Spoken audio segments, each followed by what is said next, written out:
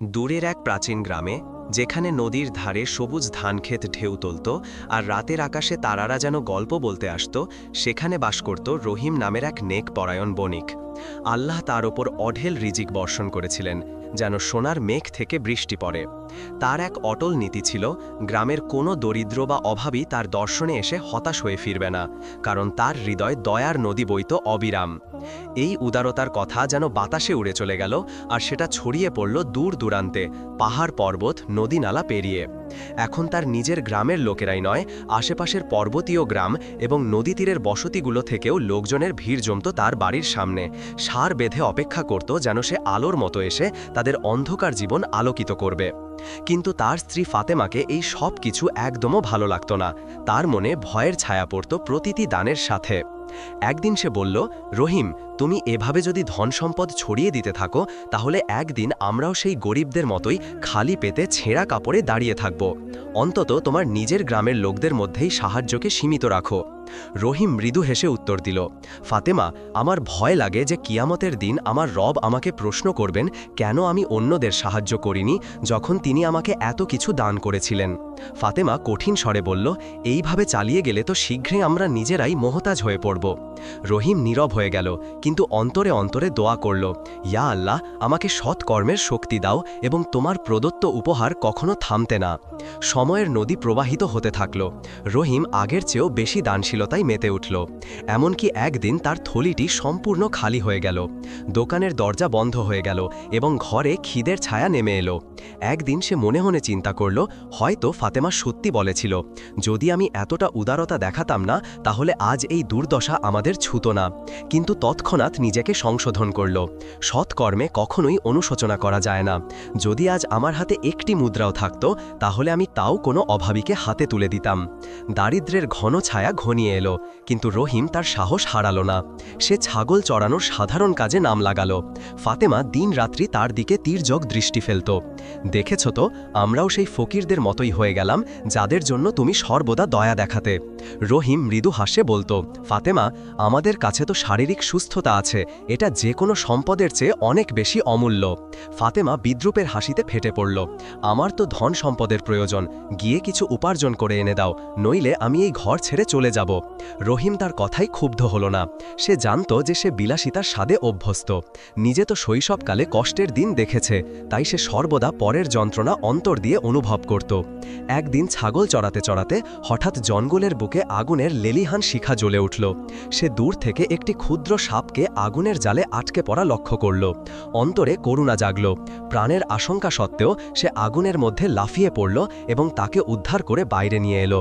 বিস্ময়ের বিষয় হলো যে সেই সাপটা মানুষের মতো করে কথা বলে উঠল, আমি কোনো সাধারণ সরীসৃপ নয়, জিন্নদের রাজার কন্যা।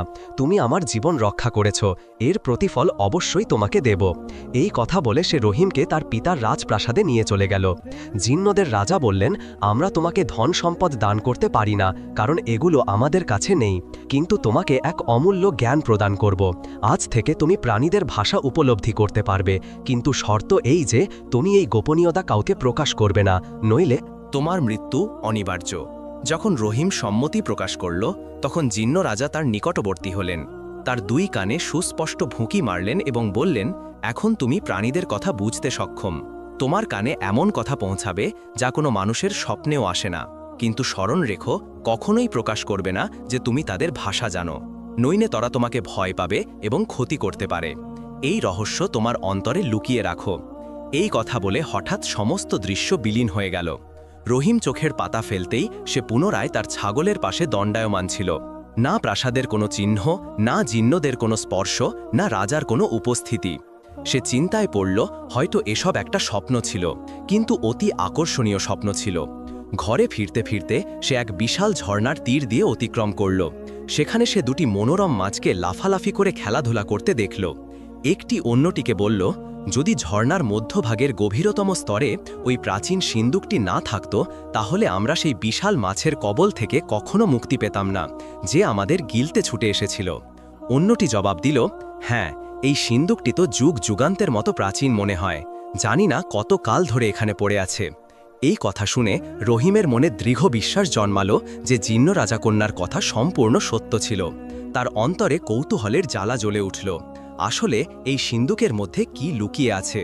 সে তৎক্ষণাৎ ঝর্ণায় ডুব দিয়ে গভীরে প্রবেশ করল।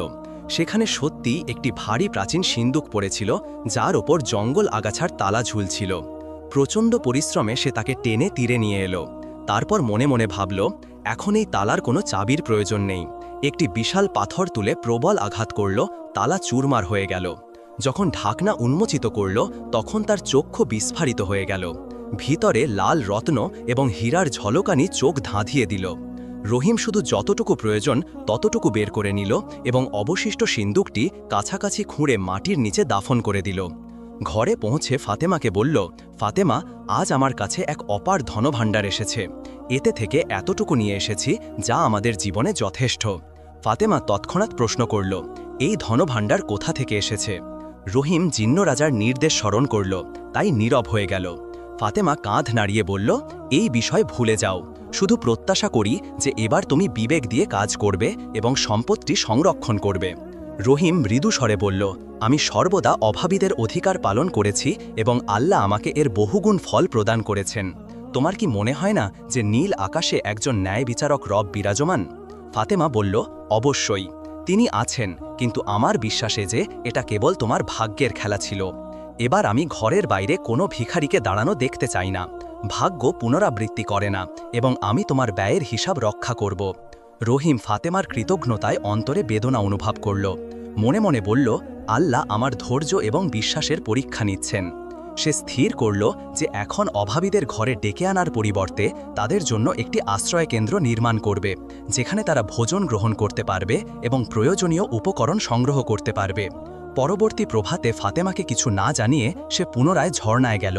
সম্পূর্ণ ধনভাণ্ডার উদ্ধার করল, গ্রামে একটি বিশাল জমি অধিগ্রহণ করল, তার ওপর অভাবীদের জন্য দৃঢ় সারাই এবং রান্নাঘর স্থাপন করল।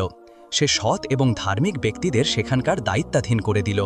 এখন না শুধু অভাবীরা এসে পেট পুড়ে খেয়ে নেয়, বরং অসংখ্য লোক সেখানে কর্মরত হয়ে উঠল। সারাইয়ের আশেপাশে ক্ষেত্র উর্বর হয়ে উঠল। শ্রমিকরা কর্মসংস্থান লাভ করল এবং অসংখ্য পরিবার সুস্থিতি লাভ করল। একদিন রহিম তার স্ত্রী ফাতেমার সঙ্গে ফাতেমার মাতৃগৃহে যাত্রা করছিল। তারা দুজন একটি ঘোড়ার গাড়িতে আসীন ছিল, যাকে দুটি খচ্চর টানছিল। পথিকাটিতে রহিম শুনতে পেল যে একটি খচ্চর অন্যটিকে বলছে, একটু ধীরে চলো, এত দ্রুততা করো না। অন্য খচ্চর জিজ্ঞাসা করল, কেন ভাই? দ্রুতগতিতে চললে তাড়াতাড়ি বাড়ি পৌঁছে যাব, বিশ্রামও পাবো এবং মালিক যে তাজা ওয়েট ঘাস কিনেছেন সেটাও উপভোগ করতে পারবো। প্রথম খচ্চর বলল, ভাই, অনাহারে তোমার বিচক্ষণতা নিহত হয়েছে। তোমার কি অজ্ঞাত নয় যে গাড়িতে স্ত্রীর গর্ভে সন্তান রয়েছে? যদি আমরা দ্রুত চলি তাহলে ঝাঁকিতে গাড়ি দুলবে এবং সম্ভবত সন্তানটি ক্ষতিগ্রস্ত হবে। আমাদের মালিক এমন ব্যক্তি নন যে আমরা তার প্রতি অত্যাচার করি। তিনি কখনো আমাদের অধিকার খর্ব করেননি। রহিম এই কথা শুনে আনন্দিত হল, কারণ তাকে প্রথমবার জানা গেল যে সে পিতৃত্ব লাভ করতে চলেছে। সে ফাতেমার দিকে ঝুঁকে নিম্নস্বরে বলল, মোবারক হো ফাতেমা, তোমার গর্ভে আমাদের সন্তান রয়েছে। ফাতেমা বিস্মিত হয়ে গেল, তোমার কিভাবে জানালো? আমি তো কাউকে জানাইনি এবং আমাকেও কয়েকদিন মাত্র আগেই সংবাদ মিলেছে। রহিম হাস্যে উদ্বাসিত হয়ে বলল, শুধু অন্তরের অনুমানে জেনেছি। ফাতেমা মনে মনে চিন্তা করল, এই ব্যক্তি আমার কাছ থেকে কোনো গোপনীয়তা আড়াল করছেন। 1 মাস পূর্বে ধনভাণ্ডার এসেছে, কিন্তু উৎস সম্পর্কে কিছু বলেননি এবং প্রায়ই এমন কথা বলেন যা প্রথমে অবিশ্বাস্য মনে হয় কিন্তু পরে সত্য প্রমাণিত হয়। এখন থেকে আমি তাকে সতর্কভাবে পর্যবেক্ষণ করব। কয়েকদিন পরবর্তী এক ব্যক্তি রহিমের নিকট এসে বলল, আমার কাছে লেবু এবং কমলার বিপুল নিলাম আছে, কিন্তু এইমাত্র খবর পেয়েছি যে কমলা অসুস্থ, তাড়াতাড়ি প্রত্যাবর্তন করতে হবে। তুমি এই সমস্ত পণ্য অর্ধেক মূল্যে গ্রহণ করো। রহিম ধনভাণ্ডার থেকে অবশিষ্ট সমস্ত মুদ্রা বের করে প্রদান করল। এই সমস্ত ঘটনা ফাতেমা জানালা দিয়ে লক্ষ্য করছিল। ব্যক্তি চলে যাওয়ার পর ফাতেমা ক্রুদ্ধ স্বরে বলল, তুমি কি পাগলামির শিকার হয়ে গেছো? এত লেবু এবং কমলা কে কিনবে? পচে গেলে তাহলে আমরা পুনরায় সেই পুরাতন দুর্দশায় ফিরে যাব। রহিম শান্তভাবে বলল, রিজিক আল্লাহর কারাগারে নিরাপদ। পরে সে একান্তে বসে চিন্তা করতে লাগল, হয়তো ফাতেমার কথা যথার্থ, কিন্তু আমি সেই ব্যক্তির বিপর্যয় দেখে এই লেনদেন করেছি। এই মুহূর্তে দুটি পাখি জানালায় এসে বসল। একটি অন্যটিকে বলল, কাল আমাদের এই স্থান ত্যাগ করতে হবে, আবহাওয়া অতি ঠান্ডা হতে চলেছে। মনে মনে বলল, এখন এই লেবু এবং কমলা বিক্রয় করব না, শুধু আবহাওয়ার অবস্থা পর্যবেক্ষণ করছি কি ঘটে। ফাতেমা হেসে তিরস্কার করে বলতো, চলো পাগল, এই পণ্যগুলো বিক্রি করে দাও, হয়তো কিছুটা ক্ষতিপূরণ হবে। রহিম মৃদু হাস্যে বলতো, ফাতেমা, ভালো করে তোমরা শীতের প্রস্তুতি নাও। কয়েকদিন পর সত্যিই শীতকাল অস্বাভাবিকভাবে আগমন করল এবং প্রবল হয়ে উঠল। সর্দি, কাশি এবং জ্বরের প্রাদুর্ভাব ঘটল। হেকিম এবং চিকিৎসকরা জনগণকে লেবু এবং কমলা গ্রহণের উপদেশ দিলেন। তাদের মূল্য আকাশস্পর্শী হয়ে উঠল এবং বাজার থেকে অন্তর্ধান করল। বণিকদের কানে খবর পৌঁছালো যে রহিমের কাছে একটি বিশাল নিলাম রয়েছে, তাই সকলে সোনা এবং রূপোর পেট্রিতে এসে তার দ্বারে উপস্থিত হল। রহিম ফাতেমাকে বলল, সুবহান আল্লাহ, কাল পর্যন্ত এখানে অভাবীদের সারি ছিল, আজ ধনী বণিকদের ভিড়। সে ক্রমান্বয়ে সকলকে পণ্য বিক্রয় করল। সন্ধ্যা নামার আগেই ঘর সোনা এবং রূপোর আলোয় উজ্জ্বল হয়ে উঠল। ফাতেমা আনন্দিত তো ছিল, কিন্তু তার অন্তরে একটা উদ্বেগের ছায়া রয়ে গেল।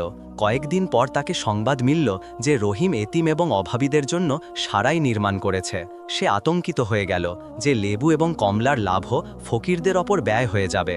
সে তৎক্ষণাৎ তার নিকট গিয়ে কঠোর স্বরে বলল, তোমার কি এই অভাবীদের জটিলতায় পড়ে পূর্ববর্তী পরিণতির স্মৃতি নেই? রহিম শান্তিতে বলল, তোমার কি ধারণা আমাদের কাছে এত সোনা এবং রূপো থাকা সত্ত্বেও আমরা অভাবীদের মুখের অন্ন ছিনিয়ে নেব?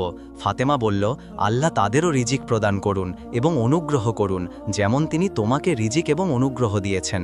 তারপর সে দ্রুত বলল, আমি জানি যে তোমার পশ্চাতে কোনো গোপনীয়তা লুকিয়ে আছে, এবং যদি তুমি আমাকে সত্য প্রকাশ না করো তাহলে আমি সমস্ত লোকের মধ্যে ঘোষণা করে দেব যে তুমি জাদুকর এবং এটাই তোমার সম্পদের রহস্য। এই কথা শুনে রহিম ভীত হয়ে পড়ল। সে অন্তরে বলল, আমি তাকে আমার গোপনীয়তা প্রকাশ করব, কারণ মৃত্যু গ্রহণ করা হাজার গুণ উত্তম সেই অপবাদ থেকে যা আমার জীবনকাল ধরে আমার সঙ্গী হবে। মানুষ তো যা শোনে তাই সত্য মেনে নেয়।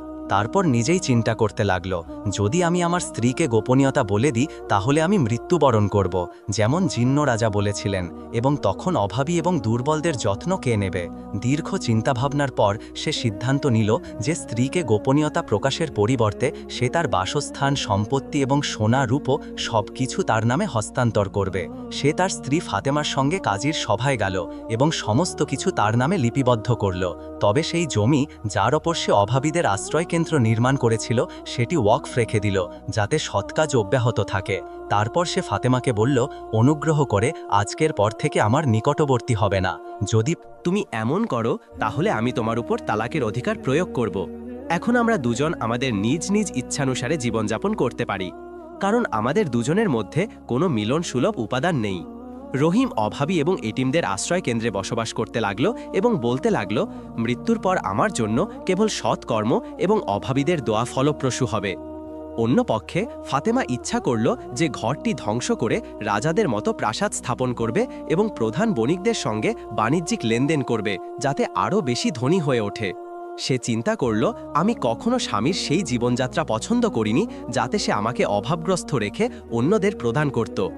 কয়েক মাসের মধ্যেই সে প্রাসাদ নির্মাণ সম্পন্ন করল, সোনা রূপো সঞ্চয় করল এবং সঙ্গীতের যন্ত্রপাতি এবং গানের সরঞ্জামে পূর্ণ করে দিল।